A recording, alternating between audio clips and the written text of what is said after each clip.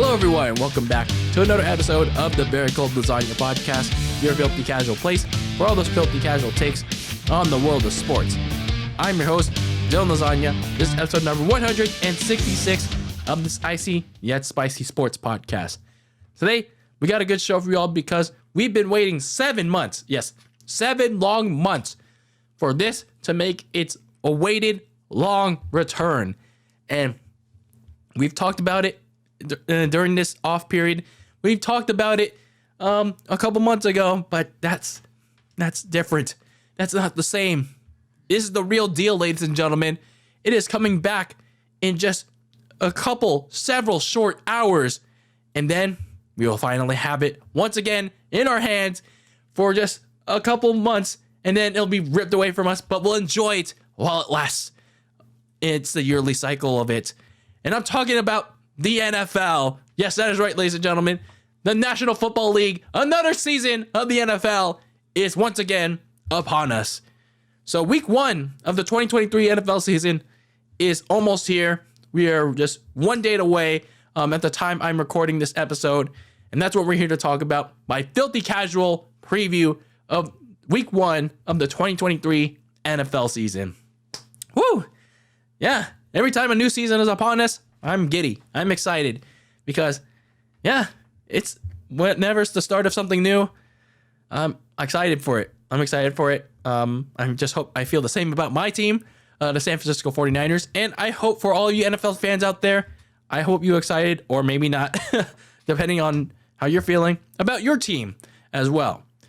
So yeah, in this episode, we're going to be talking about all the games, my picks, and some storylines to keep track of for week 1 of this upcoming NFL season. So we'll also be talking about maybe a couple top storylines, my top 3 storylines that you should be keeping track of during this week 1. And another thing that I wanted to talk about is how I'm going to be covering this whole NFL season here on Very Cold Lasagna in just short order in just a bit. So a little bit of housekeeping before we get today's episode started. Make sure you follow the show on social media, on Twitter and Instagram at Very Cold Lasagna. Stay up to date on any show updates or some extra takes that I have, especially on Twitter. And if you're listening to this on audio, whether it's on Spotify, Apple Podcasts, make sure you rate and review the show 1 to 5 stars. Your feedback means the world to me. And if you're watching this on YouTube, make sure you smash the like button, smash the subscribe button, leave a comment with your takes on each of the topics that I talk about in each and every episode, and share this with your friends, share this with a stranger, share this with whoever you want to share this with. Yeah, spreading the word of mouth about Very Cold Lasagna, it helps continue the growth of how we're doing here in this very cold fridge. I mean, we're obviously not in one, but you get what I mean. But yeah, just keep spreading the word about this show where we have all these casual fan takes and all that good stuff. So before we get started, I'm kind of feeling under the weather right now. I picked up some allergies over the Labor Day weekend, but so bear with me if I don't sound as good right now, and if I have the sniffles on and off, but forgive me. I'm trying to get through it. Trying to get better. So I'm doing something for y'all. So forgive me. So let's get through week 1 of the 2023 NFL season. There's a lot to talk about going in. There's a lot of new faces, new places in this week. And from considering where we left off in last season with all the week 18 endings, the playoffs, and then we have the Super Bowl with the Eagles and the Chiefs. And you thought that, maybe the Eagles were finally going to be on the rise once again with Jalen Hurts. But nope, here comes Patrick Mahomes and the Chiefs coming back on the comeback trail just like they did a couple years earlier against the 49ers. And then they retake their throne in their kingdom. And perhaps they start their official dynasty. So who knows if that's going to be the case starting in week 1. So let's get through this game slate of games in the very first week of the 2023 NFL season. So, of course, as tradition for the last 2 decades, you kick things off with the reigning, defending, undisputed Super Bowl champions, that is being the Kansas City Chiefs. And who is their potential victim or their spoiler? And that would be the spoiler that actually sent away a potential playoff team last regular season in the Detroit Lions. So this was a very interesting matchup that was scheduled when the schedule first released. Like, really, the Lions were picked to play the Chiefs? It's like, okay. I wonder how that's going to turn out. But considering on paper that what the Lions did last year, sending Aaron Rodgers and the Packers, packing, no pun intended, and preventing them from clinching a playoff spot that they easily could have gotten, but they didn't show up. So yeah, they want to. I guess the league really wanted to capitalize on that. But the thing is, going in for the Lions, they got in all these defensive pieces, especially in the secondary. Although they didn't really help out their pass rush too much for Aiden Hutchinson, but that secondary on paper is going to be real interesting. On offense, though, I hope it does something, because they won't have Jameson Williams, their receiver, although he didn't have a really good preseason. But nonetheless, he's going to be suspended 6 games for the first 6 games of the season. And then, of course, you have Jared Goff. I mean, he's very solid, but this is going to be a very tough environment to play in. The Arrowhead is always a loud, hostile environment. So, yeah, I'm intrigued to see how he plays in this kind of environment. I mean, he's gone through Lambeau, so that's something. But if there's one thing that Jared Goff knows how to do, even though it was on a different team, is that if he knows how to get in a shootout, that's certainly it. With Patrick Mahomes, like years ago, in that Monday night game, when he was with the Rams in that Monday night shootout in LA. But again, yeah, he's on a different team, and some of his supporting cast is different, and he's like down a receiver. But it'll be on him to play at his very best, keep the mistakes very low, and maybe if the secondary can contain Mahomes and his receiving options, maybe the Lions have a chance to pull off an upset. Meanwhile, for the Chiefs, so one of the biggest questions I have going into this game for the defending champions, obviously not Mahomes, but the receiving core. Questions are abound from the rest of the receiving core. The one receiver, though, that stood out to me in the preseason, I think it was this one guy by the name of Justin Ross. All eyes are going to be on him. He had a good preseason, and he was clearly the go-to guy for whether it's Mahomes or the backups that were playing, the backup quarterbacks that were playing with him. But all eyes are going to be on him if he can keep it up.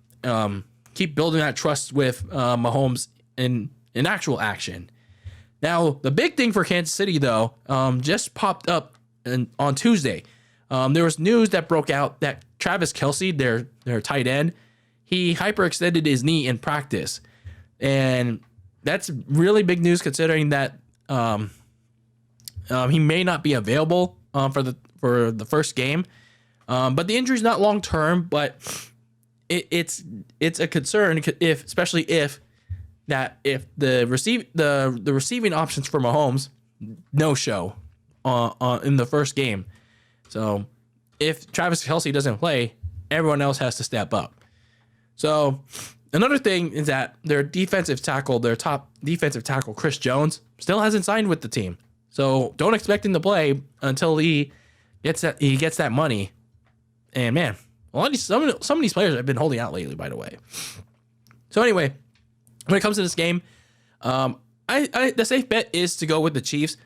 Even though, considering that you don't have Travis Kelce, you don't have Chris Jones, 2 of your top key players on that team, but you still have Patrick Mahomes. You've been in this situation before, and even though you're facing a kind of tough, but you're not really sure what to think of yet Lions team, but I think the Chiefs will find a way to get it done on opening night.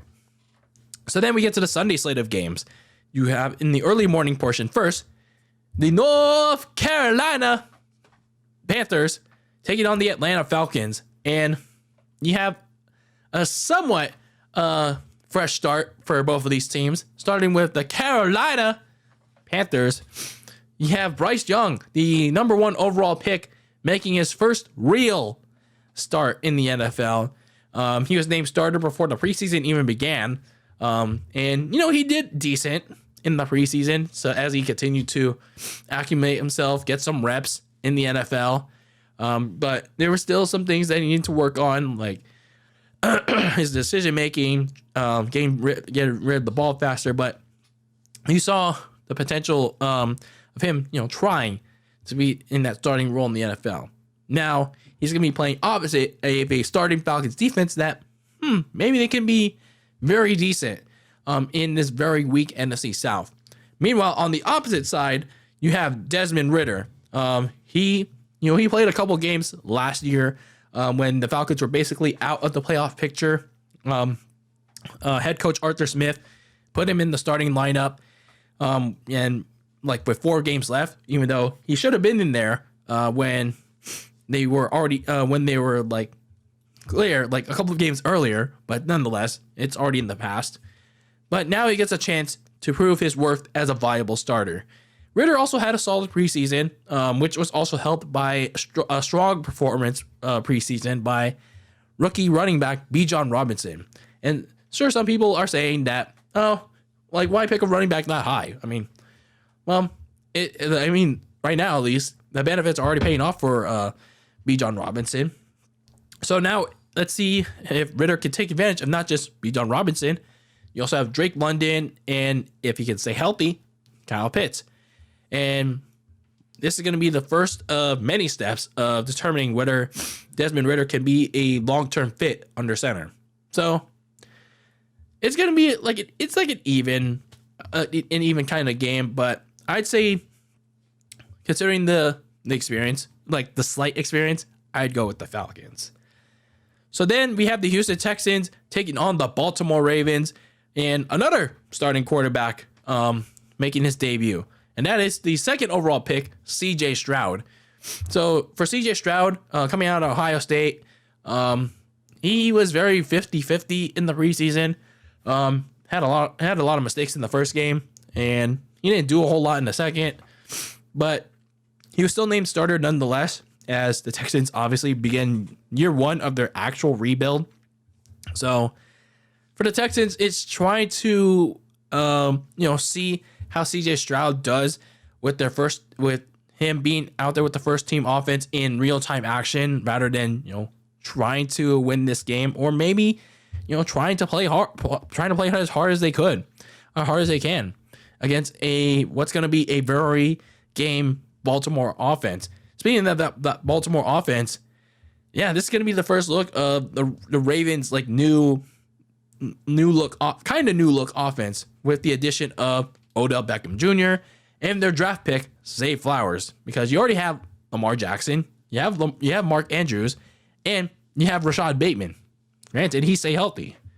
So, I mean, the other 3 that I mentioned, they didn't really play at all in the preseason, and Odell Beckham, he also didn't play in the preseason, but there have been reports saying that, he's been doing well in the practice field. So let's see how he does in game action.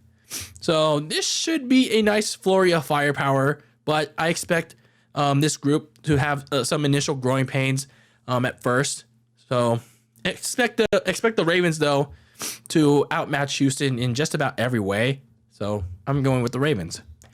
So we have another AFC North matchup, and that is the Cincinnati Bengals taking on the Cleveland Browns. So this is a very critical a division game, not right away. This is a must-win game for both these teams early on, because as I said in my season review, every division game is must-win for both of these teams, whether it's Bengals, Browns, or Steelers, Ravens. It's every division game is must win in this AFC North. And this very first game between the Browns and the Bengals is no different. So for the Bengals, obviously the big storyline for them is whether Joe Burrow is going to play in this game or not. And head coach Zach Taylor mentioned a couple of days ago that Joe Burrow's okay. He's getting better. He's day to day with the calf injury that he suffered in training camp.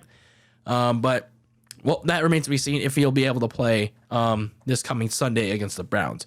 Meanwhile, the Deshaun Watson in the Browns, my question is Deshaun Watson, does he look truly ready?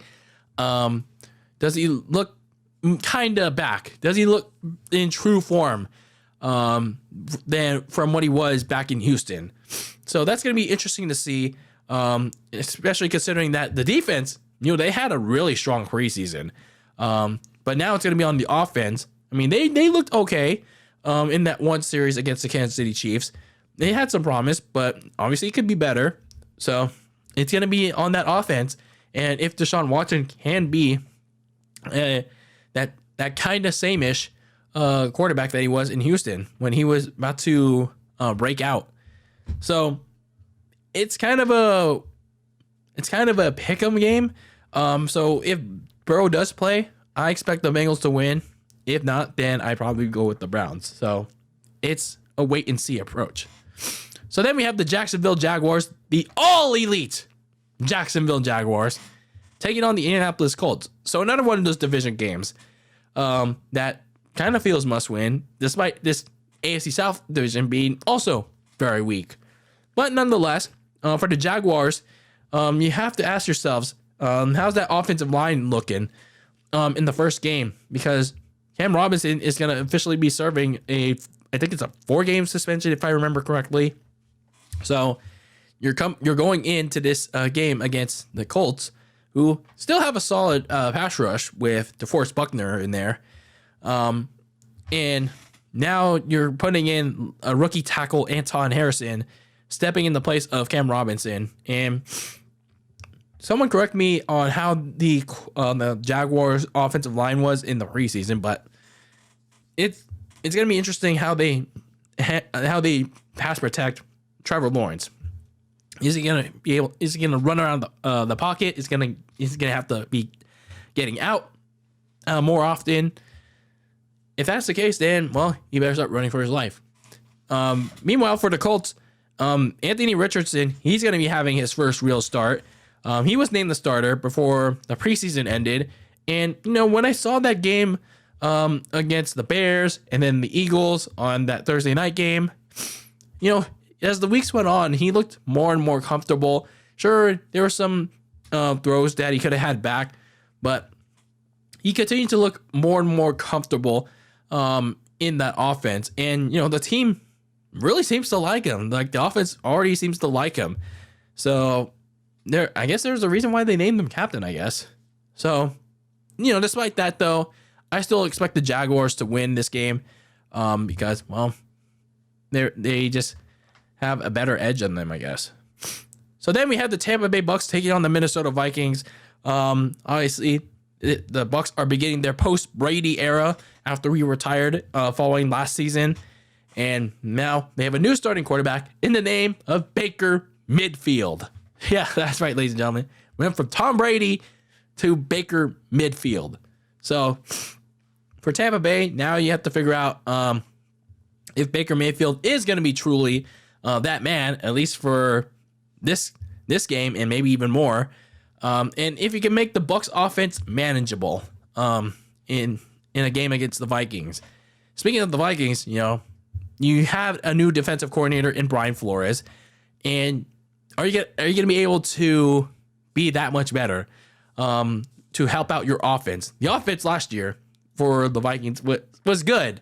It was really good, but they were forced to be good because your defense was so awful. So can you finally balance that out? Can you finally have a good defense to help out your offense? I still pick the Vikings to win, but it's just like your defense has to be better starting with this game against a beatable Bucs team. So then we had the Tennessee Titans taking on the New Orleans Saints.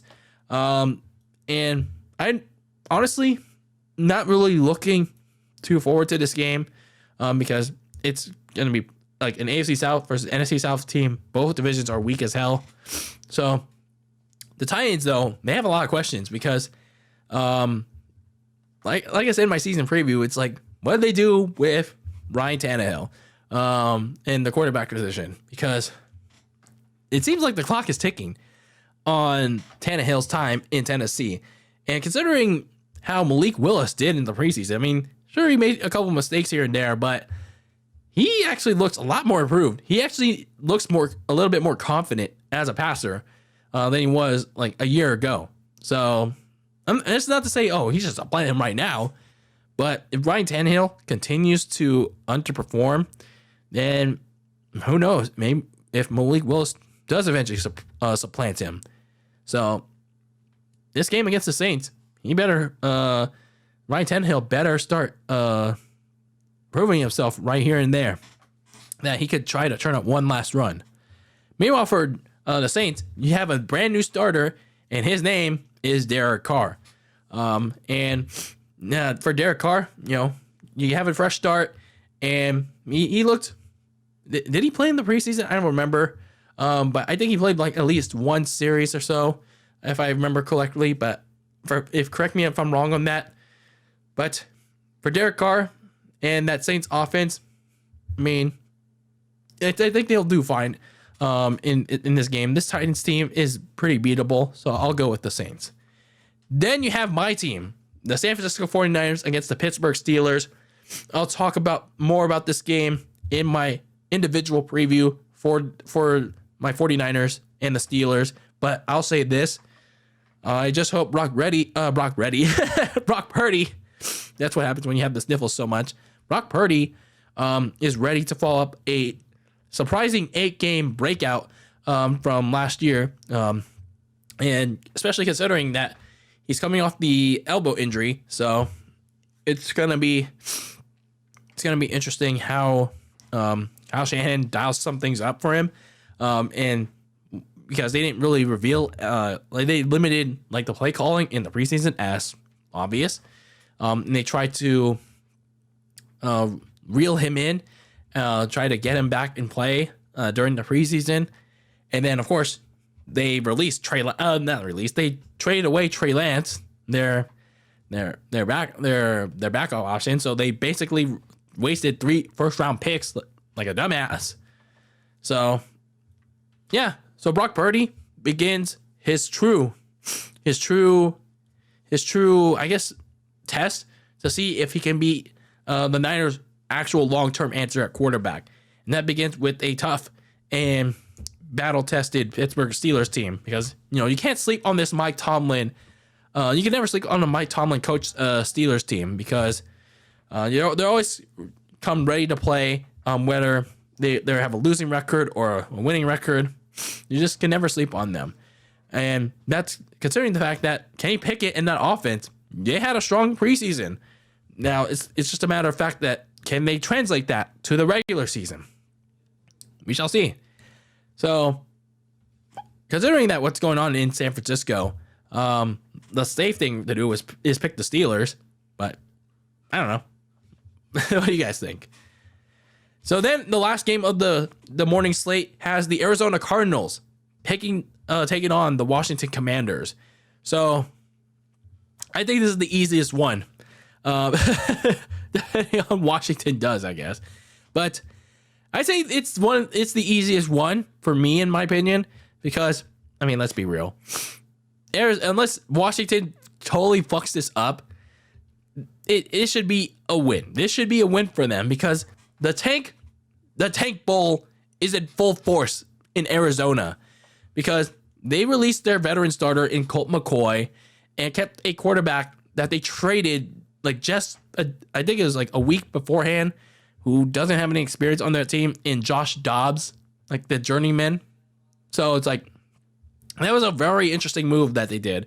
Like, why would you release the guy that's been on your team, that has the most experience, that can get you through the first couple of games while Kyler Murray is recovering, and yet you release him? I mean, I think it was Hendon Hooker that's there, or no, not Hendon Hooker, the other rookie, Clayton Tune. clean tune there, but it's just like, why would you release Colt McCoy to at least try to guide you through these first couple of games where you know you're going to lose them, but at least he could try to provide you some spark. They don't even have a starter yet. They don't even name the starter yet as I'm making this. Like, what are you doing in Arizona? Like, what is Jonathan Gannon and the front office and the ownership doing? Like, come on here. So meanwhile in Washington, I mean, they had a solid preseason. I thought Sam Howell in that primetime game that I saw, I was just going wild. I thought he had a very nice preseason with the starters. Obviously, everything's different in the regular season, but this is a good opportunity to get some confidence against a very lowly team. So that's why I think this is the easiest one to pick. Washington. And especially in a sold-out FedEx Field for the first time in forever because, well, the Snyder is gone, and now you have this new ownership group, and there's a sense of belief of hope back in the nation's capital again. So I'm going with the Commanders. So then we have the afternoon slate of games. We have the Green Bay Packers taking on the Chicago Bears in another one of these critical division battles, this one being in the NFC North. So for both of these teams, starting with the Green Bay Packers, this is Jordan Love's first start as the full-time Packers quarterback. So obviously Jordan Love had a couple of starts already, but that was in place of Aaron Rodgers because he contracted COVID in the last couple of years. But now this is Jordan Love's team. He did have a strong preseason. So now let's see if he's going to be able to carry that over against, well, a Bears team that, they added a couple of things here and there, but they still have questions about Justin Fields and that offense. They added a new receiver by the name of DJ Moore at the cost of the number 1 overall pick. But nonetheless, they tried to add some things like pieces on the offensive line, pieces on defense at linebacker. But now it's going to be on Justin Fields. Can he provide that breakout, especially as a passing quarterback? That what I was so insistent on in my season preview. And in the preseason they looked okay, but then there were times where the offensive line folded, like that was a problem the last couple of seasons, and Justin Fields had problems holding onto the ball too long. So I'm gonna go with the Packers on this one. I think Jordan Love looked pretty solid in the preseason, and I think that continues at least for this week against the Bears. So then we have the Las Vegas Raiders taking on the Denver Broncos in another one of these AFC division battles. Like, really? Is this week 18 already? So anyway, we have our first look at the new quarterback 1 in Las Vegas, and his name is Jimmy Garoppolo. Jimmy Garbage Pail, ladies and gentlemen. Raider Nation, I hope you're ready for the problem that the Niners had to endure for the last 5 years.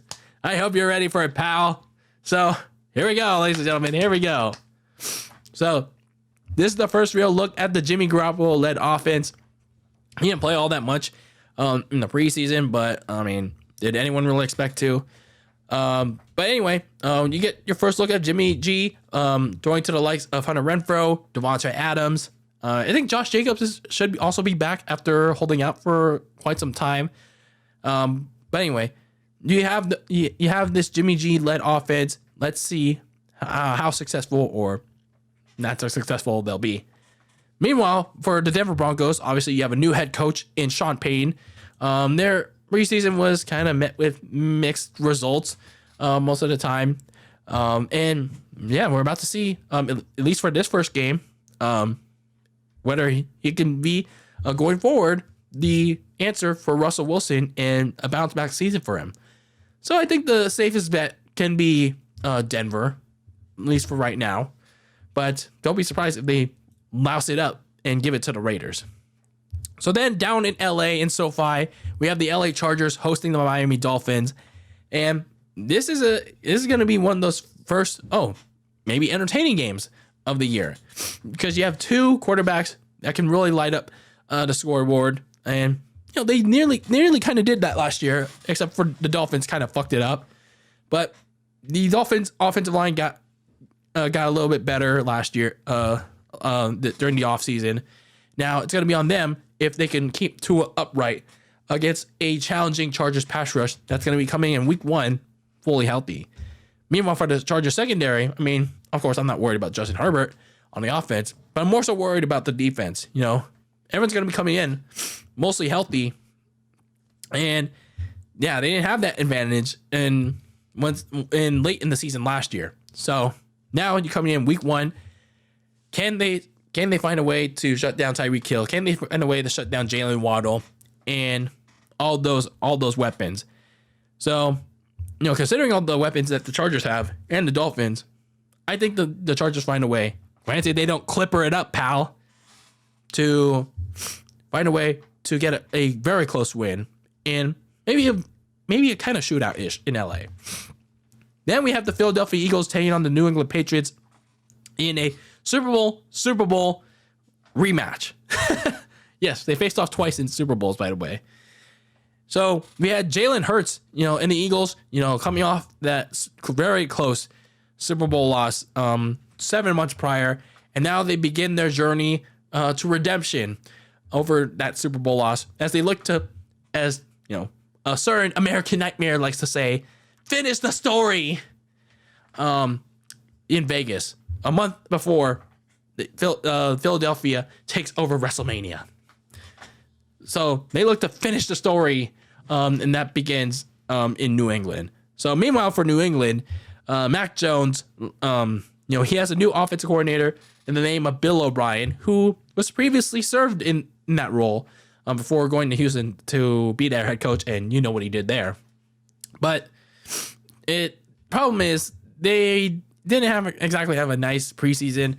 There are still issues on the offensive line, and I don't know.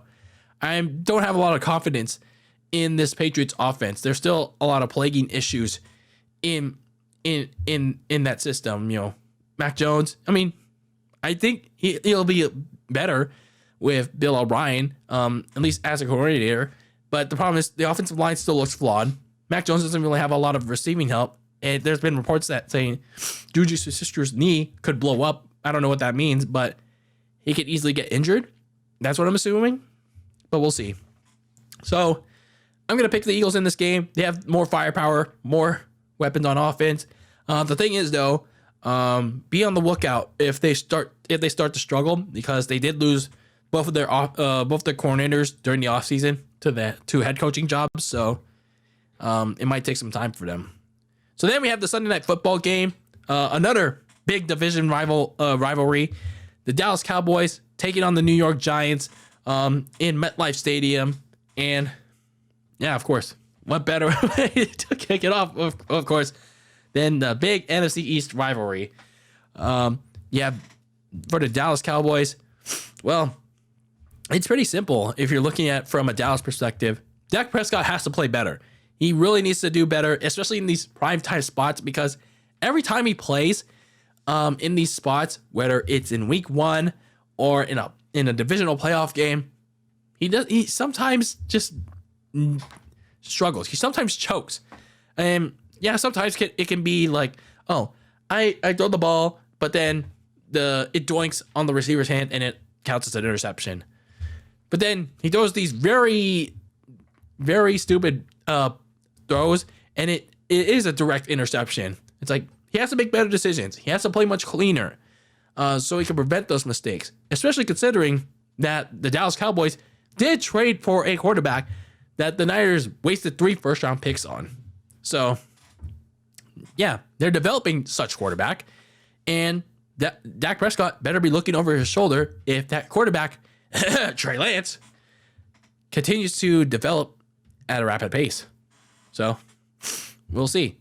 Meanwhile, for the Giants, obviously, you have that offense with Daniel Jones, Saquon Barkley. Now you have Jalen Hyatt, that seems to be doing solid as well. Sterling Shepard, and then Darren Waller, who had a nice preseason. That Giants offense, it's actually doing pretty well for itself. It's just a matter of, can they replicate that in in this first game against Dallas against a tough defense. Meanwhile, for that Giants defense, it's also looking pretty solid. So I'm going to go on a risky pick here and pick the Giants to upset the Cowboys at home on Sunday night. So, yeah, call me crazy. Meanwhile, we wrap things up for week 1 with Monday Night Football, and I am ready for this game because fuck the Judgment Day in WWE Raw. Fuck Rhea Ripley. Like, not personally. Again, I don't say this on a personal level. But anyway, fuck Rhea Ripley. Fuck Finn Balor. Fuck Damian Priest. Dominic's cool. But just fuck the Judgment Day stable because next Monday night on September 11th, 2023, we are watching this. Monday Night Football, Buffalo Bills taking on the New York Jets. So, Josh Allen and the Bills, they're hoping to begin those first steps to finally just get out of the hump, man. It's been like, how many times have they come so close only to fall short? Especially last year, man. It was just tough.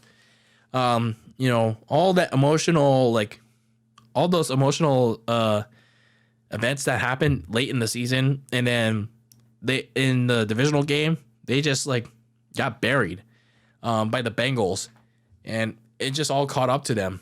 So now they begin these first steps to just finally get over the hump. I mean, we know what Josh Allen can do. We know what Stephon Diggs can do. They could have used another receiver though, but defensively, they really need to step up their game. They won't have Von Miller for the first 4 games of the season, which could be a problem. But I'm hoping that these Bills can finally do something in the AFC. But for the Jets, they could pose a problem to these Bills in that division because, well, obviously they're stacked defensively, and their offense, they actually starting to look a little bit better too. And that's because of the bad man who has made his way to the greener side of New York City, or Jersey at least. And that is Aaron Rodgers. For that preseason game that was on the NFL Network, he looked pretty good in that one series, or 1 or 2 series. And yeah, I am interested to see how his debut is going to go in prime time where everyone's going to be watching. I'm obviously going to be watching. Fuck the Judgment Day. So yeah, I'm actually going to pick the Jets to win this game against the Bills on Monday night. Sure, there'll be some growing pains for Gang Green, but yeah, I think their offense and that offensive line should have enough time to for Aaron Rodgers to get to his receivers and score some big plays on that Bills defense that could look kind of hampered, could look kind of scared against Aaron Rodgers and the Jets. So I'll go with the Jets on this one. So before we wrap things up, I want to look at 3 top storylines that you should be looking for in week 1, at least for me, at least. And then one of those storylines is the young rookie quarterbacks. Obviously, I talked about them already, but all these young rookie quarterbacks making their real debuts is something to keep a look out on. Now, I know it's just their first game, but don't take it as a fact that, if they struggle, they're a bust. No. Like guys like CJ Stroud, Bryce Young, who else is big? Anthony Richardson. There's still plenty of time. There's still plenty of games in the season for them to, improve. And if they get worse throughout the year, then there could be an argument to be made. But nonetheless, these young rookies are all making their debuts, and it's whether they do good or bad, there's always the next week. So, yeah, whether you're a fan of these teams or not, you should be at least trying to root for them. And then there are some players that are familiar to some, but not to others, and they're going to be making their debuts in new places. So again, the biggest notable name is Aaron Rodgers, making his debut as a New York Jet this Monday night. And yeah, the world's going to be watching, see how he does. Because, he's been in Green Bay for years and years. Now, he's following the footsteps of his old mentor, Brett Favre, and going to Gang Green to play for the Jets. See, he learned something from Brett Favre, didn't he? So, the last thing I want to say is, remember, guys, it's only week one. It's only week one. And I know if your team loses in week one, you're probably going to overreact and say, it's the end of our world for our team. I'm probably going to feel that way about the Niners too. So I can't blame you there. But yeah, remember, it's only week one. It's not the end of the world, unless if it's like a significant injury to your player, which I don't wish that upon you, because injuries always suck. But nonetheless, don't overreact. Don't put so much pressure on your team. I mean, I'll try not to myself, but nonetheless, just chill, relax, enjoy. Try to like get through the end of week one, because there are 17 more weeks after this that we have to get through, and those are much more important than this very first week, because this first week is just going to be the enjoyment week, I guess you could say the honeymoon week of week one, the wedding week of the NFL season, because, well, football's back, baby. That is right.